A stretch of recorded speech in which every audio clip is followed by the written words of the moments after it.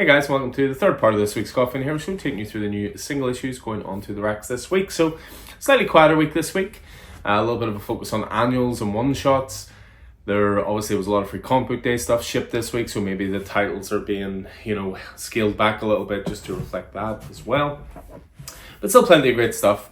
A few different variants to go through here, and then take through all the new single issues. So, kick things off. Hopefully you can see this because it's hella shiny. So this week sees the release the start of Marvel's next big event, which is Blood Hunt. And we've got a couple of different variants to reflect that as well. So first of all, you've got this foil variant from Javier Fernandez. We also have the Stanley Artgerm Lau variant cover as well, always a popular cover artist in store. And then we also have the John Tyler Christopher. This is one of those negative space variants, also showcasing Blade. As well as that, there's the release of a big Marvel title this week, which is Deadpool Wolverine World War III. We also got in the variant covers for this as well. Gabriel Dell'Otto doing some great work there.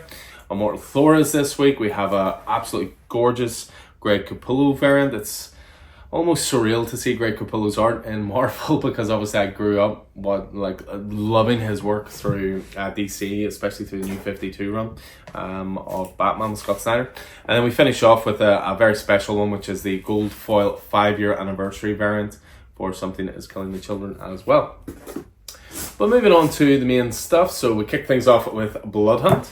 Again, number 1, you will see here appropriate audiences warning this comic book is only approved for those appropriate audience by Marvel Comics. Explicit content. This is definitely going to be one of the bloodier and more gory and violent of the Marvel events of recent years.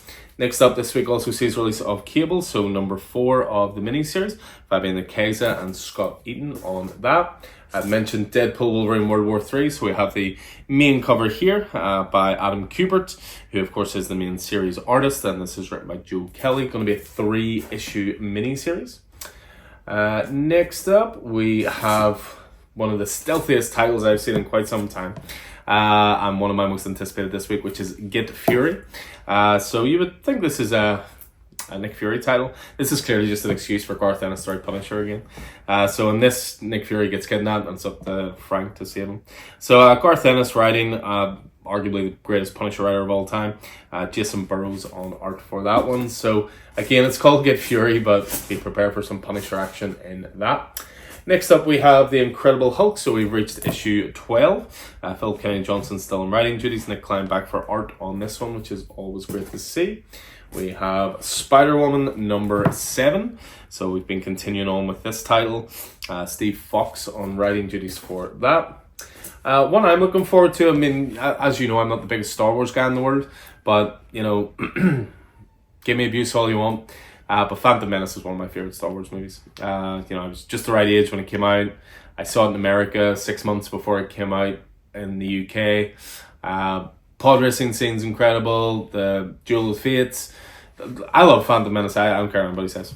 For me, best of the prequels. But they're doing this, which is an anniversary special for Phantom Menace, and they're telling new stories within the Phantom Menace sort of continuity. So, Greg Pak, Will Slaney involved with that one. We move on from that. There's a new printing this week. Believe it or not, we're as far as the 5th printing already for Ultimate Spider-Man. So if you've missed out on easily one of Marvel's best titles of the year, this is a chance to jump into it at number 1 there. And again, Marvel have been really good about keeping that stuff in print, I have to say. So we move on to DC. Now DC, there's really not a lot this week. There's just a couple of annuals. So a couple of one-shots. So just to take you through, first of all, we have DC's Spring Breakout. So this is an anthology book. DC always do these around the seasons. And you've got 8 different stories, all set in spring, featuring your favorite DC characters. As I say, after that, it's pretty much an emphasis on annuals. So we've got the Flash annual, first of all, Stranded in Speed Force. You have Cy Spurrier involved with that. We have the Harley Quinn annual as well. Erica Henderson on this one.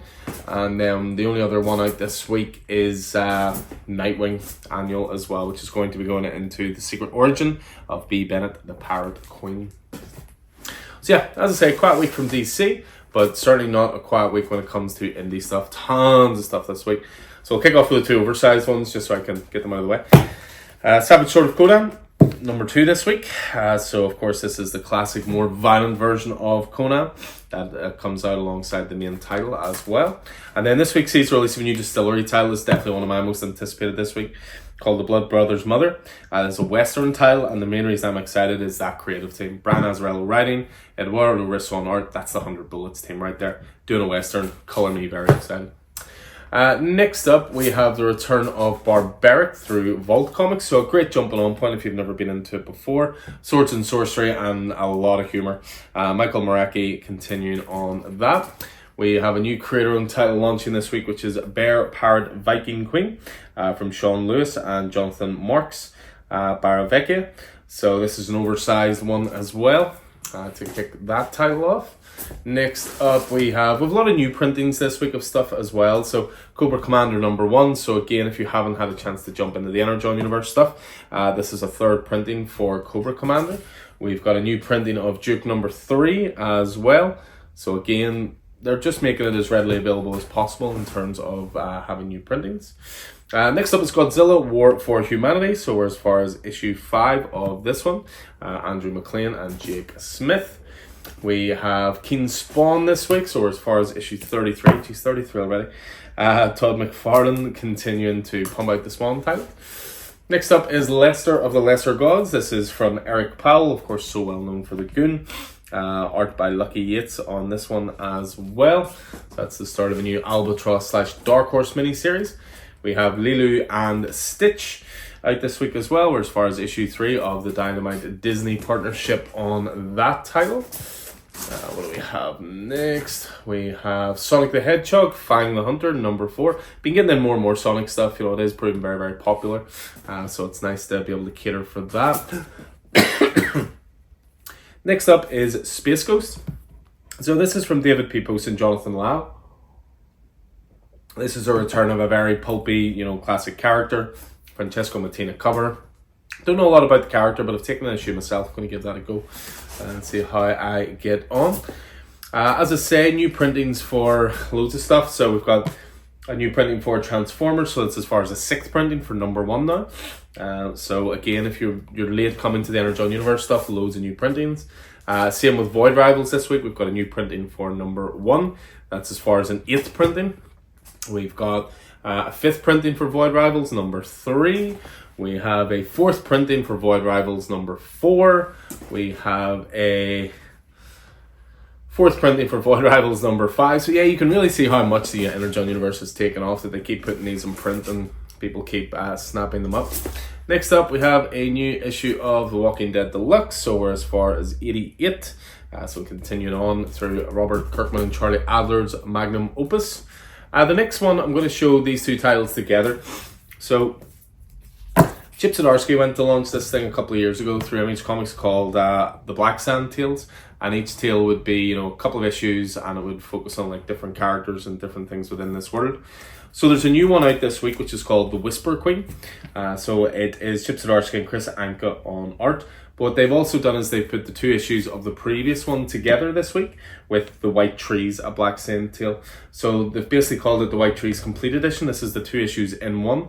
So if you want to get into this, you can pick this up to catch up. And then this is the new series right there. So yeah, the long-awaited sequel to The White Trees. And then we finish off this week with, actually I should have had that with the variants. Finish off this week with Zorro Man of the Dead, so issue 4 of Sean Murphy's Zorro tale. I believe this is the end of this volume for now.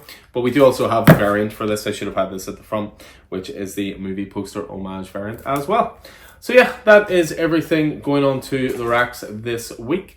So again, lots of titles in there for you to try and catch up on. A few new titles as well, as I say, a bit of a quieter week. Pull lists are of course all organised and ready for collection. Don't forget about Free Comic Book Day this Saturday. I'm sure you're sick hearing me talk about it.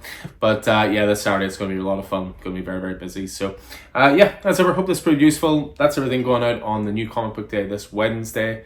I'll look forward to seeing you in store soon, and I'll see you on Saturday. Take it easy.